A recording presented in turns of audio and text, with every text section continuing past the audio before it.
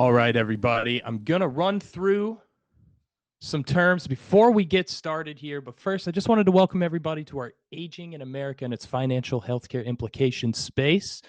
This is sponsored by Quipt and Unusual Relations. Given that this is a sponsored space, it's important to note some of the terms of this space. So while we wait on the speakers to be all ready to go, I'm going to go ahead and run through this disclaimer. And it is pinned at the top of the space as well for those wishing to read it and refer to later. This space is not financial advice. The stock market is risky, and any trade or investment is expected to have some or total loss. Please do your own research before taking any trade or trading any derivatives. Do not use any information from this space for financial decisions or for investing. Additionally, Unusual Whales nor Unusual Relations are not responsible for any given promotion. It does not verify the authenticity of the promotion or partnership, nor the merits of the individual promotion. There's no endorsement directly of any one promotion. Please do your own due diligence and research before following any one promoted post, and do not consider a promotion of a post to be advocacy for the sponsor of the post. Unusual Whales contracted by Unusual Relations, who's being paid to promote the sponsor to run this space. All right, everybody, we can dive right into this. My name is Nicholas. I'll be the host of this space. I'll be running the questions, etc. Since this is a new kind of space we're trying, we'll be working with some physicians and companies to delve into this broader topic. Today, again, we'll be talking about aging in America and its financial implications. We're excited to have these great speakers who will provide their thoughts as always. Now, as those who frequent our unusual spaces know, I like to keep these panels very open and fluid for discussion. So as we go, all panelists that are involved, please feel free to discuss openly, add in your thoughts on any given topic that you want to add in some thoughts to. The only request that I have is when other speakers are speaking, please keep your microphone muted. Sometimes we get a lot of overhead, distortion, microphones battling with each other, some background noise. So if possible, if you have a point to add, please tap on the emoji to raise your hand here in the space, or at least wait until the previous speaker has finished speaking. So with all of that said, again, feel free to plug anything you're working on, speakers, as I introduce you here at the beginning. And as always, folks, we're fortunate to have many speakers, and I'll introduce them here. We first have Dr. Jay Bhattacharya. He is a professor of medicine, economics, and health research policy at Stanford. He's also, fittingly for this space specifically, the director of Stanford's Center for Demography and Economics of Health and Aging. He's also worked a lot on COVID and its effects largely. Welcome, Dr. Bhattacharya. How are you today? I'm doing well. Thank you for inviting me. And thanks for coming, of course. I'm excited to hear your input here. Next, we have Dr. Jesse Morse. He's a sports medicine physician specializing in regenerative medicine at the Osteopathic Center in Miami. He's discussed numerous sports injuries on Twitter, and we're excited to hear him discuss the injuries that are expected to occur with an aging population. Welcome, Dr. Morse. Thank you very much for having me. Thank you for coming. Up next, we've got Dr. Janet Neshwat. She is a family and emergency medicine doctor. She's seen different healthcare around the world, leading medical relief missions, and is a medical news correspondent and medical director at City MD. Welcome, Dr. Neshwat. Hey, Nicholas, it's so great to be with you today. It's great to have you here. So we've got a lot going on in this space, and I believe we're waiting for one sponsor as well. So I do want to bring them up before we dive into it. Today's sponsor for the space is Quipt Home Medical Corporation, a home medical equipment provider. The company provides in-home monitoring and disease management services focused on end-to-end respiratory solutions for patients at home in the United States healthcare market. The company has over 270,000 active patients across 26 states and is focusing on patients with heart or pulmonary disease, sleep disorders, reduced mobility, and other chronic health conditions. We'll be having the CEO, Greg Crawford, joining our space later on. Unusual Relations has also joined the space, a company focusing on developing new investor relations with companies. They'll work with your company to help with PR distribution and audience growth. Thank you both for sponsoring. Check them out at unusualrelations.com. But for now, I think we can dive right in. So we're going to start with you, Dr. Bhattacharya. We'd like to take a look at something you published on the consequences of health trends and medical innovation for the future elderly. You concluded that, quote, is unlikely that a silver bullet will emerge to both improve health and dramatically reduce spending. Dr. Bhattacharya, can you touch on that a little bit? Sure. So it's obviously bad news as far as expecting a technological fix. Just very briefly on the nature of the problem and why we have it. The problem fundamentally is a problem of success. Except for the last couple of years, for obvious reasons, the life expectancy has been increasing very sharply throughout the world over the last several decades. And longer even. That's actually good news, right? But at the same time, it puts tremendous pressure on countries to care for populations, older populations, because you have many more of them. And the math of it is inexorable. Like, so if you look at the projections, the populations of many countries in the West, as well as Japan, Korea, China, we're going to be experiencing actual population decline starting in the next few decades. For instance, just to give some sense of this, Japan is projected to decline from 120 million population to something on the order of 80 million within just a few years, maybe a decade or so, 2 or 3 decades. So you have this tremendous success of keeping people alive longer that comes with consequences for demands on governments to care for these populations as they age. Now, you might think that all what you need is just some technological fix in order to suppress to keep populations healthy up until the moment they die. The problem is that the math of it doesn't work. If you look at, for instance, just something very, very simple that you can think about is, imagine we had a cheap cure for cancer, something that cured every single cancer essentially for free. That would decrease the healthcare costs in one sense, because you wouldn't be spending money on cancers. Let's say it was a really inexpensive cure. That would decrease healthcare costs, but it would keep patients alive longer, and they would then die of other things because that we don't have the technology and not going to ever have one that staves off deaths forever. And so you actually could increase or only marginally decrease healthcare costs in countries if you had a technology even that was cheap that cured cancer. So disease by disease improvements in technology, while they're good for people, of course, because no one wants to die of cancer, and certainly worth investing in, is not a solution to the fiscal problems that governments face from aging populations.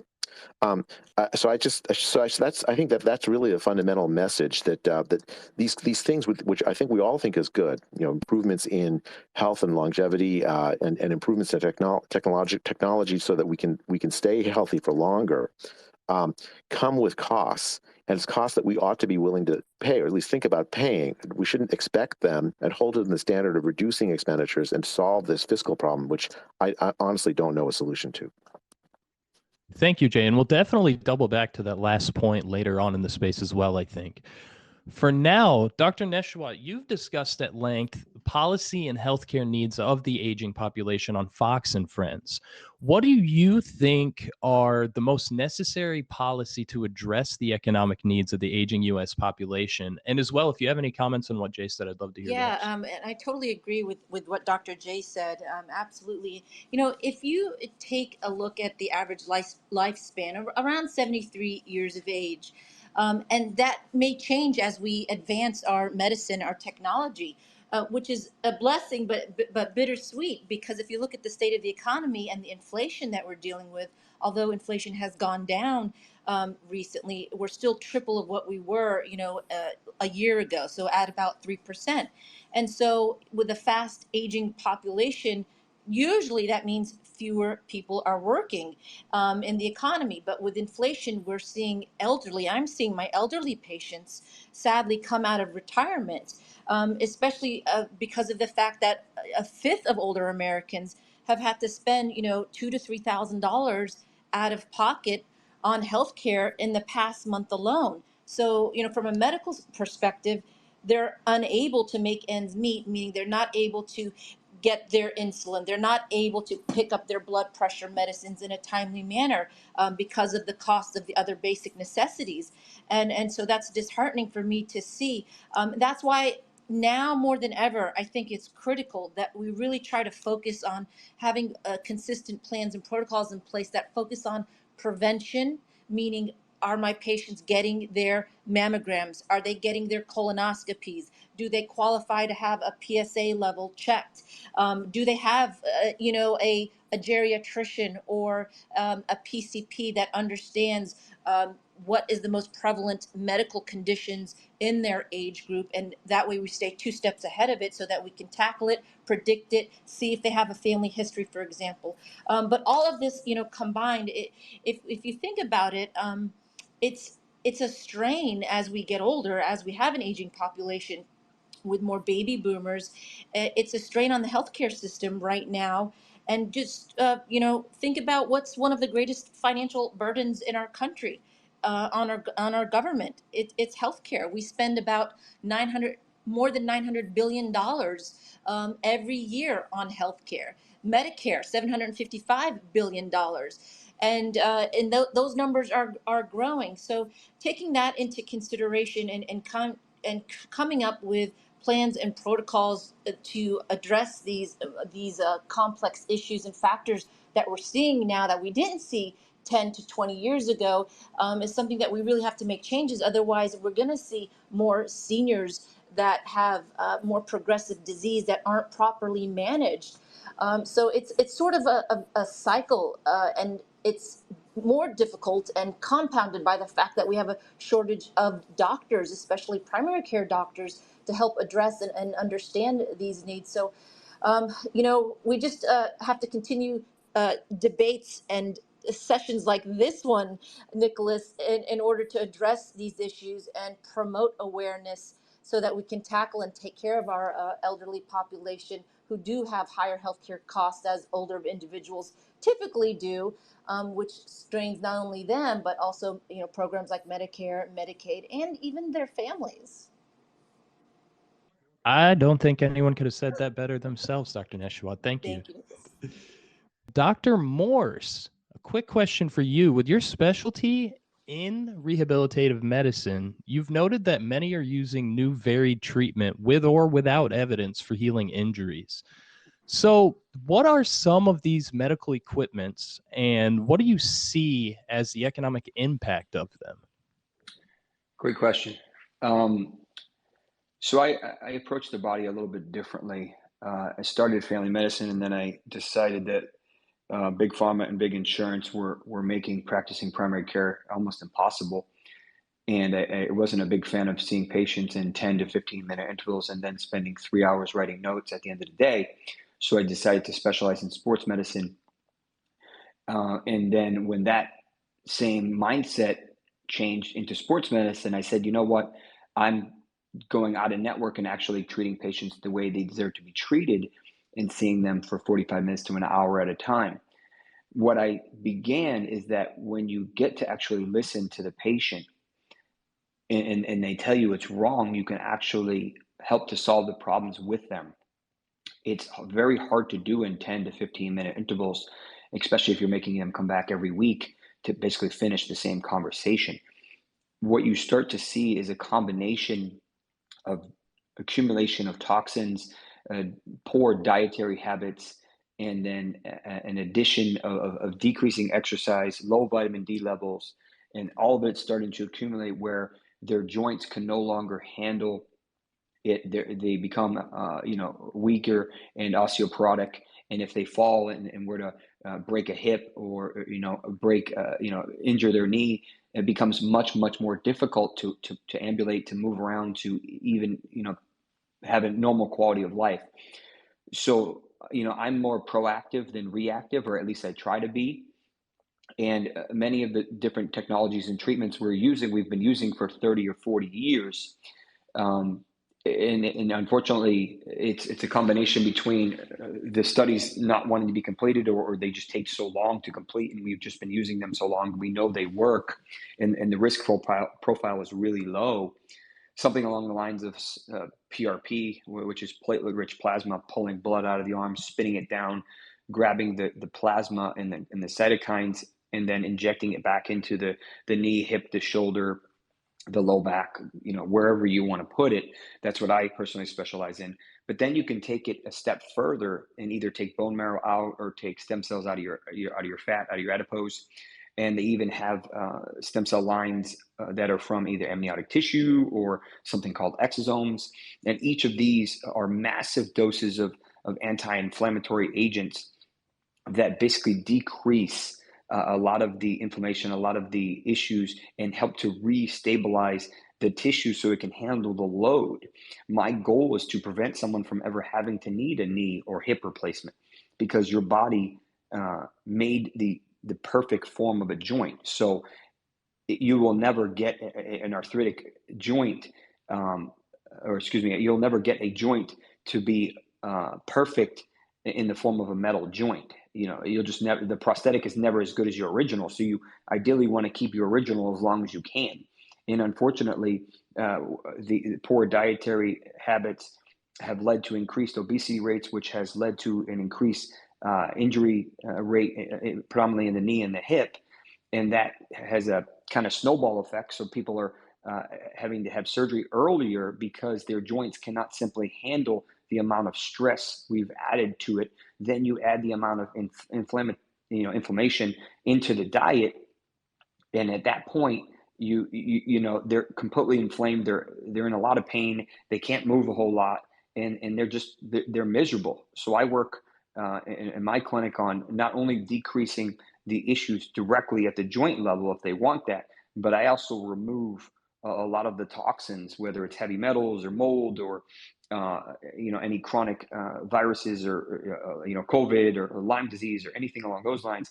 Those are often underlying issues that are often overlooked, and they're causing significant detriment to the body.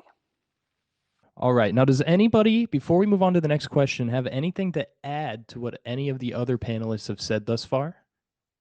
All right. So Dr. Jesse and Dr. Neshwat both spoke about increases in costs and an increase in underlying issues. Dr. Bhattacharya, you wrote in your 2004 paper, Disability Forecasts and Future Medicare Costs, that, quote, cost forecasts for the elderly that incorporate information about disability among today's younger generations yield more pessimistic scenarios than those based solely on elderly data sets. And this information should be incorporated into official Medicare forecasts. Now, Jay, how do you see the disability landscape in the aging U.S. population currently? Thank you for that, Nicholas. So in 2004, what we were looking at was a rising obesity and chronic disease in working age populations. And we were forecasting that forward to as these folks aged, what would happen to them relative to what had happened to their parents. Remember, we're talking about a background where life expectancy is increasing, while at the same time, chronic disease, obesity, and its consequent diseases that come with obesity are also increasing. And so you have a long-lived, relatively unhealthy population. And when you forecast that forward, it makes for kind of depressing reading, actually. In a sense, like, again, it's a success that we are living longer. But we have not had very much success in addressing the underlying chronic disease problems in the population. Obesity rates in particular have continued to rise since that forecast in 2004. And many of the projections that we made, at least qualitatively, have come to pass, that we now actually have a population in the United States, and actually in much of many other developed countries, of long-lived, relatively unhealthy people. The technological fixes for this are people have continued to try to find technological fixes. For instance, Ozempic, this anti-obesity drug, and other things. I mean, I think I very strongly think that it's a good idea to try to find these. But the fundamental issue, which is the population itself, is becoming less and less metabolically healthy, less and less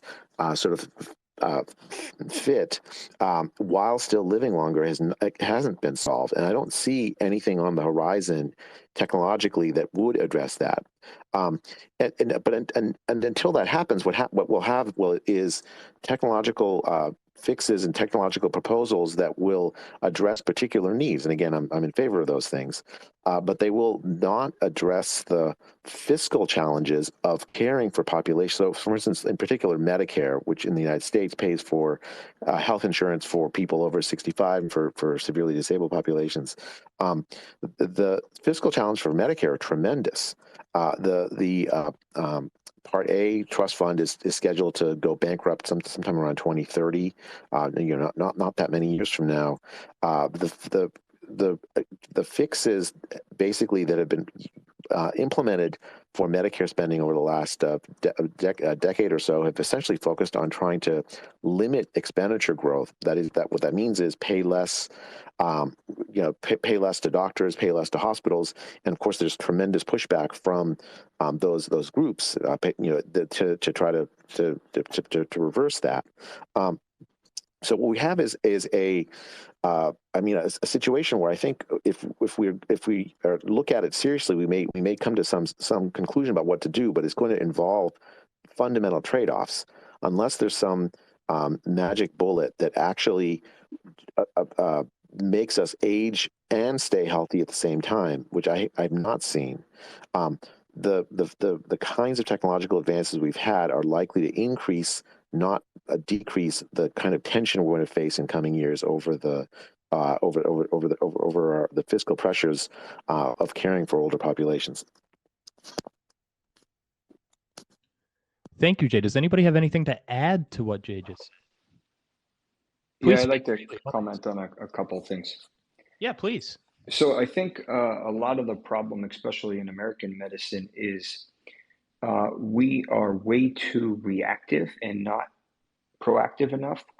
Rarely is a physician comfortable with discussing nutrition and discussing really anything related to nutrition. Most physicians don't have the time to discuss nutrition. And at the end of the day, the American diet is awful, and all the different additives that are put into the food, and just the fact that gluten has changed probably 30 times over. Our body doesn't have any idea what to do with it, and all the different seed oils are further causing further inflammation. The issue with American medicine, and I would say medicine in general, is that we're doing a lot of managing. We're not treating. When I see a patient that says, "Hey, and you had a heart attack, when is the expectation that you're going to be off your blood pressure medicine?" When you die. That's not a management. Excuse me, that's not a treatment, that's a management. So that's the assumption, is that the medicine is only good when you take it. But you're not treating anything. You're just waiting for it to not get worse. Why don't you actually address the core issue and remove a lot of the issues that are causing these problems, and also improve the mitochondrial health of that person so that they can actually heal and boost their immune system? So you don't have to worry about if they come in contact with XYZ virus or bacteria or whatever, because their immune system's strong enough, they can actually treat it. And Nicholas, if I just may add, I really think that Dr. Jesse and Jay just hit the nail on the head. And we really do need to see this paradigm shift away from just diagnosis and treatment to more of prevention, education, and ensuring accessibility of affordable, high quality healthcare, especially for those who have difficulty. Hispanics, African Americans, those in rural communities, poverty-stricken communities that don't understand the importance of prevention. And as a primary care doctor and emergency medicine doctor, when you think about what are the top killers in our country of Americans, it's heart disease, it's cancer, it's accidents, all of which are preventable. Really, really good point. So I do want to hear a little bit from Greg here, someone who excels in providing affordable and high quality health care there at Quipt. Greg, can you hear us? Yes. Perfect. Good afternoon. Beautiful. Good afternoon. Thanks for coming, man. I'm glad that we're able to get you up here now. So I do have a question specifically for you, Greg, here. Welcome back. Now, Dr. Neshwat there at the beginning spoke about the increase in medical costs that are growing exponentially and exceptionally.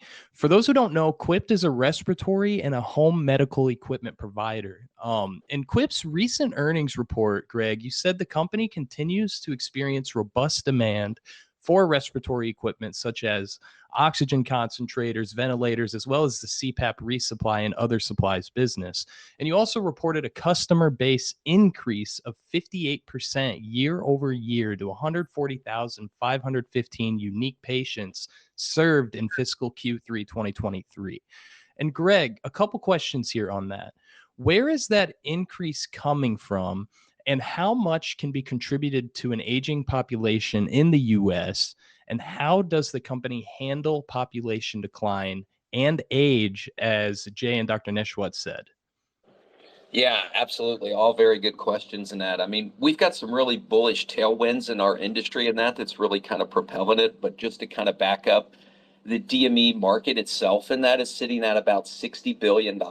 It's expected to grow to over $80 billion in that. So it's growing at about 5 to 6% a year. And some of the things that are kind of pushing the industry in that forward in that for demand in that would be the aging population. You've got 10,000 people expected to turn 65 or older every day. There's over 16 million COPD sufferers in the U.S. Those are some of our key target markets. And then as it relates to sleep therapy and that for sleep apnea, which is a big part of our market, it's estimated that there's over 24 million Americans in that are undiagnosed that are suffering from severe sleep apnea. So there's no shortage in that of patients out there that could potentially need our services. Thank you, Greg. So a couple of follow-up questions to that. And then Jay, after these next few questions, I'll have you chime in with your thoughts as well. So Greg, what is the size of the DME market? And could you also explain DME for those who don't know? Yeah, sure. So like I said before, the estimated market right now is about $60 billion. It's growing organically at about 5 to 6% a year. And the DME market, and that just DME stands for durable medical equipment. And that would be items and that primarily on the respiratory side is what our company provides, such as home oxygen services, CPAPs, BiPAPs. We also provide other types of equipment solutions, such as ambulatory aids, mobility devices, hospital beds, wheelchairs, different things like that. We also carry all kinds of different medical supplies, whether it be wound care, urological type supplies. Thank you. So just to kind of piggytail off of that, with that reiterated, does Quipt see a positive effect of aging on the company itself? Yes, absolutely. In that, I mean, that's why we're seeing the robust growth in that we've seen in that within our company, and that really even over the past 5 years in that or so, and that the company's basically went from about $50 million in revenue now, and that to performing out, and that to just about over $240 million now. Some of that has came from acquisitions, and that as we've consolidated and expanded across the United States. Thank you. So real quick before we move into that line of thinking, I know Jay had something to mention as well from a previous question, and then I do want to kick it around the panel for any other comments before we move on. Jay? Thanks, Nicholas. So I had one thought that occurred to me is after from listening to this discussion. One thing that's very important we haven't really talked about is that people differ very much in their capacity to access these technologies. I mean, some of the technologies are vital for managing chronic disease for many people, but not everybody can afford it. And that sort of that fact is actually quite important when you think about what the technologies will do if they're expensive and you have Medicare covers them, like through this DME program, through like a DME, and that you can basically get it if you're over 65. But if you have technologies that are not accessible through insurance, and a lot of them, a lot of like some of the emerging technologies, it poses a challenge for the companies themselves, because then they can't get a market for them. But also, to me, even more importantly, you create this like this sort of you exacerbate this sort of inequality in society, where the relatively well off have access to technologies that make their lives better, that manage the chronic diseases they have, while at the same time, for people who are less well off, especially since it's not covered through insurance, they don't have access to technologies. It just sort of exacerbates whatever income inequalities there are by introducing or exacerbating health inequalities, especially for technologies that are effective. So these are like major challenges, I think, from a policy perspective, because if you just cover if insurance covers things, and it's just you have this fiscal problem of being able to finance it as the population ages. If insurance doesn't cover it, you have this sort of inequality driving this inequality is sort of exacerbating, getting much worse, expanding from just income into health. I'd like to just add, if I may, how critical, when it comes to Quip and Greg, from a medical perspective, from an outside perspective, the necessity and the valuable need for durable medical equipment truly it can be life-saving. I worked on the front lines of COVID in New York, where we were once the epicenter of the world. And, at the beginning, I had patients who tested positive for COVID. All they needed was home oxygen. But if they come in and see me in the emergency room or in urgent care at 7, 8 o'clock at night, I have one tank or two tanks at max. And so we were forced to send them to the hospital because they didn't have, access to simple tank of home oxygen to keep them out of the hospital. So it's so important, so critical. There's such a great need. So I thank you for what you're doing, Greg. And also, when you think about it, also from another viewpoint, 12 out of 100 adults 18 and over are cigarette smokers. And they start young, unfortunately, whether it's with vaping or marijuana, and then they proceed to regular tobacco, nicotine use, and they get hooked and they progress to emphysema, COPD, lung cancers. How many of them do you see that end up needing low dose, low flow oxygen? And so, again, points to the value of this durable medical equipment and the necessity for accessibility and affordability. Really great points, and I think I would agree with you entirely. So on that note, Greg, can you comment on what Jay just said, how DME and insurance affects Quip's outlooks going forward, and how one can follow this trend going forward, given that the revenues have grown year over year, and how your durable and respiratory equipment continue to be resilient and reliable, as Dr. Neschwatz just said? Yes, absolutely. We play a key role in that, in the healthcare ecosystem, in that overall, especially when you're looking at these hospitals like she was referring to there, and that need to get these patients out of the hospital into the home setting, which Medicare, these insurance companies know this is the least costly alternative in that to provide the proper care for these patients in the comfort of their own home. And that's really where we come into play. For us, it's really getting our name out there, and that speaking to physicians and different referral sources, and that about the equipment and the services that we provide, and that these patients can benefit from. One thing is that the services that we provide are primarily covered by insurance companies. And in fact, we've even seen some expansion of coverage and coverage criteria, and that for some of these items, in that become a little less lapsed in that since the pandemic, in that. So our demand just continues to grow very strongly.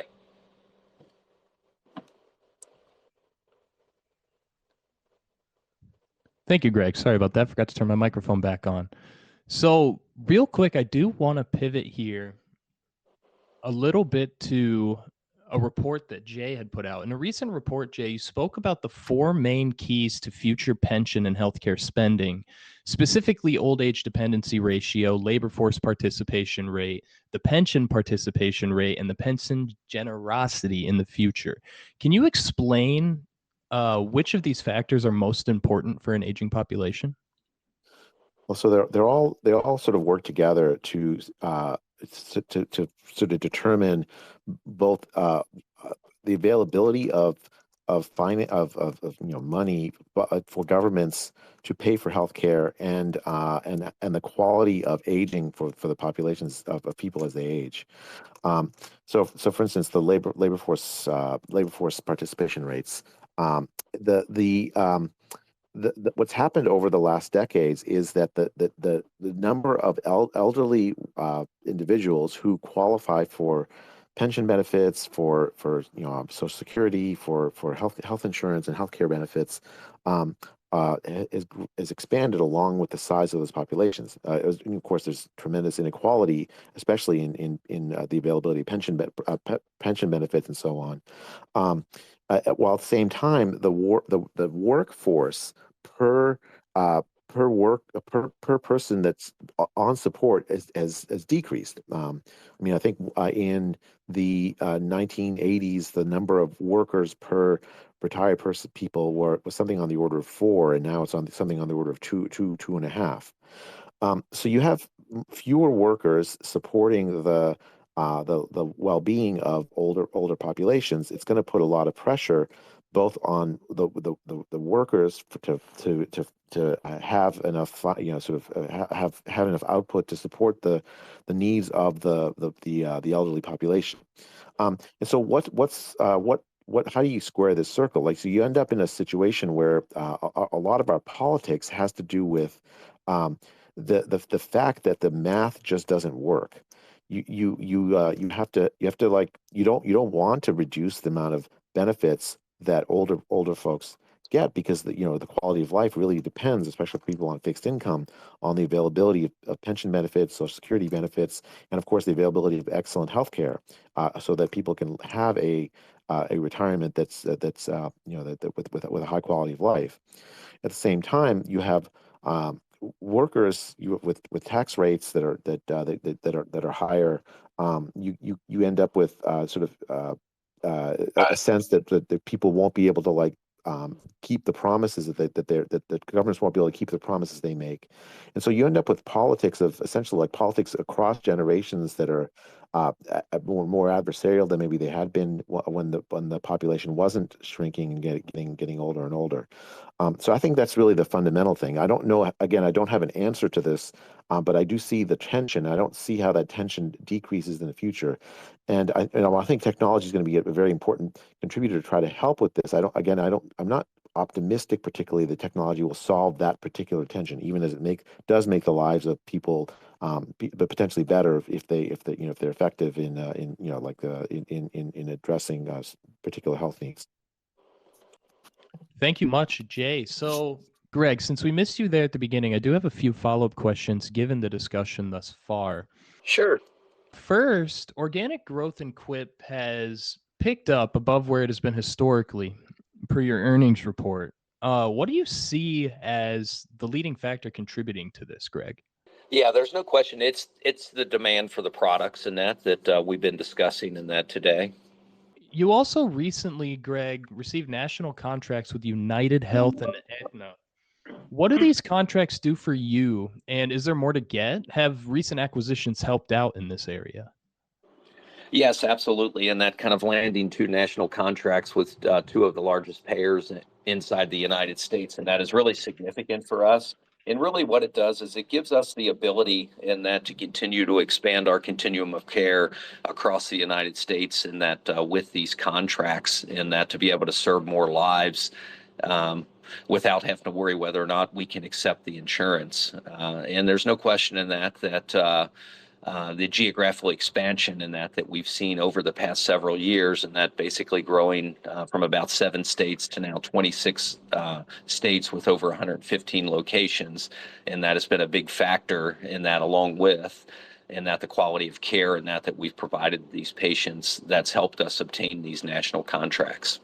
So we think there's still several more to go. We're also working on different regional type contracts also to continue to add more potential lives that we can serve.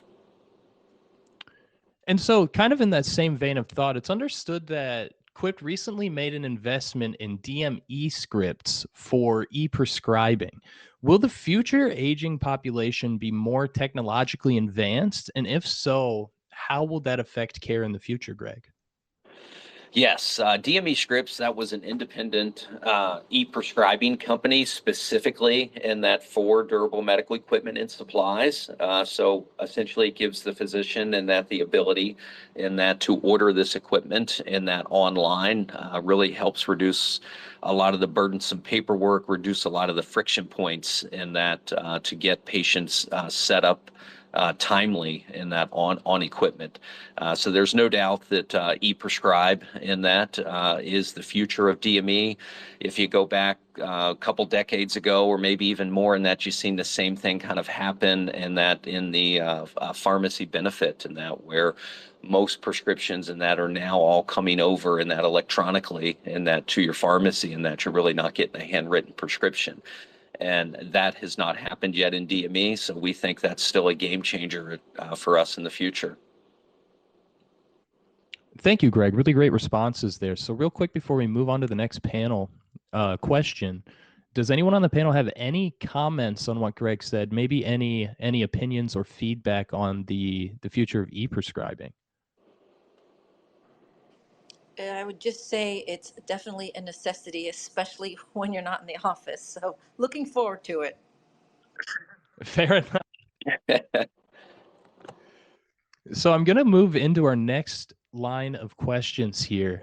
The Atlantic recently reported that 90% of all healthcare goes to those aged above 80. With an aging population, we were hoping to discuss how an increasing aging population that will peak in age around 2032 and the general impacts on the economy. Dr. Neshwat, how would an aging population affect the public sector's ability to fund healthcare? For example, Japan has shown that relying on labor markets such as like social contributions to raise public sector revenues and pay for health and other services will lead to fewer public revenues per person over time. Dr. Neshwat, do we think that we'll go down that path given what Jay said about worker responsibility to have enough output? Gosh, it's a possibility, but I hope not. But when you reach a certain age, for example, in the field of family medicine and preventative care, we stop doing certain tests. We don't go chasing. For example, we'll stop doing colonoscopies. We'll stop doing PCA, prostate testing and screenings. So it might be a washout. It really depends on at that age, once you hit that age, what are your current medical conditions? What's your current status? And what medications are you taking? So, are you suffering from a chronic disease, or are you blessed with good health and maybe take no medications? That's a rarity. A lot of our seniors have at least one or two comorbidities, like hypertension or hyperlipidemia or atrial fibrillation and requiring, anticoagulants. But then some doctors, they have the discussion with their patients. How aggressive do you want to be with your health? Are you, coherent? How's your cognitive, mental stability and stamina? Do you want us to go all out? Do you want to just do the minimum? And so it's a case by case, individualized, customized situation. I don't think it's a blanket one size fits all. And again, it's just a matter of where you are in regards to your health and what is your baseline. Thank you. I think that makes perfect sense. So kind of in that same vein of thought, currently the census has shown that the U.S. population is older than it's ever been, with the nation's median age now over 38. Currently, 16.5% of the U.S. population of roughly 328 million people, or 54 million, are over the age of 65, as the latest census showed. By 2030, that number is expected to rise to 74 million. Now, Dr. Bhattacharya, is the U.S. prepared for this increase of an aging population? No, we're not. I think, but we're not alone in that. Basically, almost every developed country on earth is facing exactly that same demographic problem. And the U.S., if in some ways, is better off because we actually have. Looks like we might have lost you there, Jay. All right, we're going to circle back to that question once he reconnects. Looks like we're having a connection issue there with his microphone. So, Greg, given this U.S. Census info, Quipt in its last earnings noted a bullish regulatory environment. How do we expect the regulatory environment to change as the population ages, Greg? Yeah, the reimbursement and regulatory environment in that for the DME space, and that has been quite favorable in that for providers, and that for the past several years. Once, as I had mentioned earlier, in that we've even seen on the post the pandemic in that CMS, in that which makes these rules, in that for qualification of this equipment, which is the Center for Medicare and Medicaid Services. They've opened up access in that for one of the key product categories, home oxygen, where they've removed some of the burdensome paperwork. They've also opened up coverage in that for patients in other categories, in that whereas prior a patient would have to be in a chronic stable state before they would actually qualify. Now they could show up into the emergency room, and the physician would be able to prescribe home oxygen should they meet the testing criteria there. So those are the kind of things that we continue to see in our industry, and that which just allows us to serve more patients. But I think ultimately in that the CMS is seeing that we actually provide a service and a lower cost solution in that to the overall healthcare system, and that as we're removing some of the burdensome in that off of these hospital systems, which are already overstretched. So you actually called this the strongest regulatory environment in over a decade. Can you touch on why that is? Yeah. One of the items in that really kind of driving the foundation of that, and that is the industry was subject to a program called the Durable Medical Equipment Competitive Bidding Program, which was first implemented in 2010. And they were on bidding cycles every 3 years. So we had 10, 13, 16, and 19.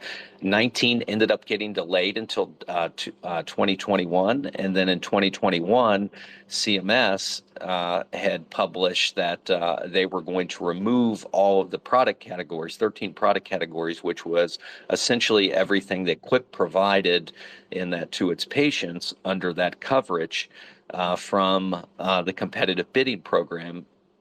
And the reason they were going to remove it was because they didn't achieve the expected savings.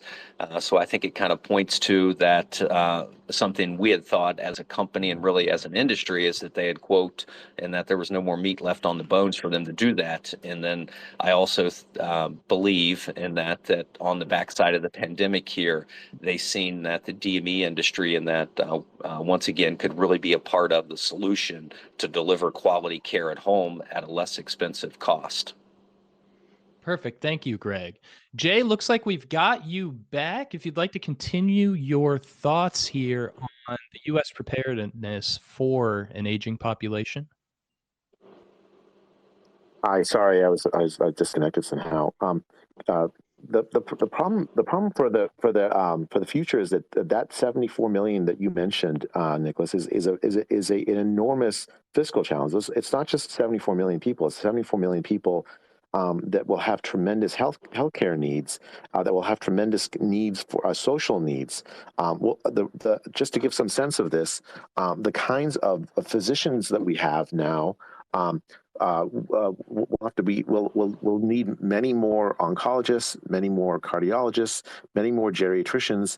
The set of nursing homes we have now are inadequate to care for a population that size, and the financing of all that is also inadequate. And of course, there's tremendous inequality in this as well. So where you have a lot of poor elderly, they're going to be there. So how do you address that? It's going to take a fundamental change in how we think about healthcare in this country. And it's not, I should say, it's the United States in some ways is better off than much of the rest of the developed world, because our population, while it's aging, is aging slightly slower, slower than some of the other countries. You know, Japan, for instance, has faced tremendous aging. It's going to take a concerted effort and honesty from our policymakers to tell the population to expect there to be fundamental decisions we have to make regarding investments. And I just want to keep just emphasize again and again, it's not, we can't expect a technological silver bullet. Technology may play a role, but it may actually make the fiscal problem worse, because it extends life while at expensive things. So we have to make fundamental decisions about what we want to invest in as a society, and I think those conversations are going to happen in a very sharp way over the next coming decade. Thank you, Dr. Bhattacharya. This goes right in line with what we were discussing. Dr. Neshwat, others have argued for a U-shaped recovery for economic growth with an aging population, where health investment plays a significant role in promoting economic growth. And there is an inverted U-shaped relationship between population aging and the economic growth. Could health investment further benefit populations, Dr. Neshwat? Nicholas, I lost you. Can you repeat your question? Yeah, absolutely. So others have argued for a U-shaped recovery for economic growth with an aging population, where health investment plays a significant role in promoting economic growth. And there's also an inverted U-shaped relationship between population aging and economic growth. Could health investment further benefit populations? I absolutely. And I think it starts with investing in your health at a younger age. And going back to being a primary care doctor and an ER doctor, prevention, education at a young age, at an early age, and encouraging and ensuring, again, affordable, accessible health care with trusted primary care doctors or internists who can lay the foundation and the groundwork for you to make sure you understand the importance of your health at a younger age so that it carries with you throughout life. So what do I mean by health investment? I know you're talking about the financial aspects, but from my perspective, is understanding the importance of getting 150 minutes of activity each week, according to the American Health Association, making sure that you're not smoking, making sure that you're managing your stress, making sure that you're getting sufficient hours of sleep, 7 to 8 hours of sleep, and making sure that your weight and your BMI is within normal limits, because what leads to the number one cause of death in this country? Obesity leads to heart disease. Diabetes leads to heart disease. High blood sugars, sedentary lifestyle, high cholesterol leads to heart disease, and one of the top killers in this country. So if we can invest in educational campaigns, educational programs, diabetes education, health education in the communities, can that have a positive impact for the long term? Absolutely. I think that's a beautiful response. I think investing in your health in general, even on an individual basis, is really important. Although the last time I tried that a few weeks ago, I broke my arm. So here we are. Oh my goodness. We have our sports doc on with us, can take care of you, right, Dr. Jesse? Yeah, it fixed me right up. So Greg, the last question that I've got today is going to go to you. Jay spoke about underserved populations, and Dr. Neshwat spoke about growing health investments in education. Now, I know QUIP does education specifically. What are the current trends impacting the need for at-home respiratory treatment, and does the undiagnosed and or unserved populations look like across your major categories, Greg? Yeah, I think one of the major categories in that we really look at that, could have the biggest impact would be on sleep apnea. We just continue to see very, very strong demand in that for those types of devices. It's estimated there's over 24 million in that undiagnosed in that could potentially have severe sleep apnea. So that's a big category, not to mention in that the over 14 million COPD sufferers, and that's estimated in the U.S. Thank you, Greg. So what I want to do here, it looks like Jesse had to drop off a little early due to being busy, other engagements, which is perfectly fine. But what I want to do is just kind of run down our remaining panelists for any closing thoughts on the subject, anything you wanted to add that you might not have been able to get to. And again, as always, feel free to bring up or plug anything you're working on or anything you feel the listeners should be paying attention to moving forward. Let's go ahead and start here with Jay. Any closing remarks here? I mean, I think I've been saying very pessimistic things through this whole Spaces event, but I have to say that it's not all bad. I think we have to. The key thing is to say, what do we want to invest in?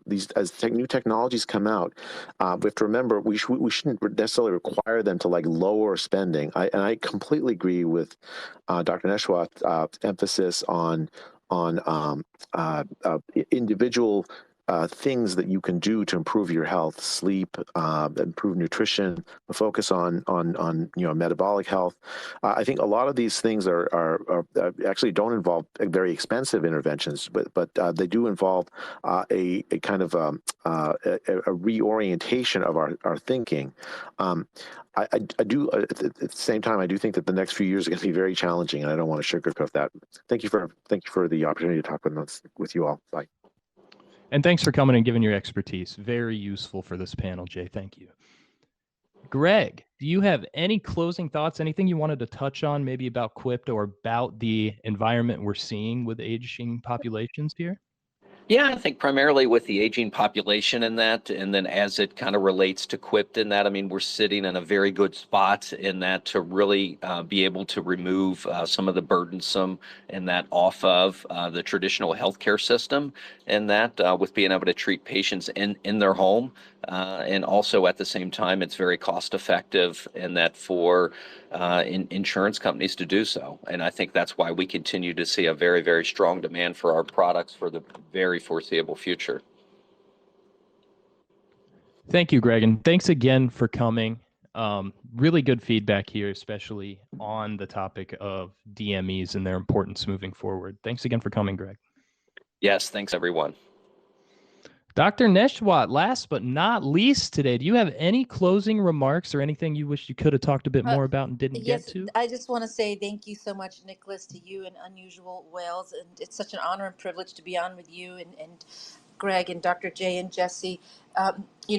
We all age, and I think one of our greatest investments is in ourselves and in our health. And I'm a huge proponent of prevention, and I just want to point out the value of getting your routine yearly physicals, because us doctors, we're not here just to take care of you when you're sick, but keep in mind that early detection is the key to better outcomes and usually better prognosis when it comes to disease.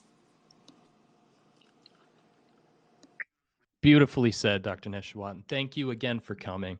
To all of our listeners, if you want to stay on top of all of the information we spoke about today, please follow all of our speakers. They're experts in their fields, really good takes, and they're keeping people up to date on what's going on with healthcare in the U.S. and aging population. So please make sure to be following them for their takes on a broad array of topics.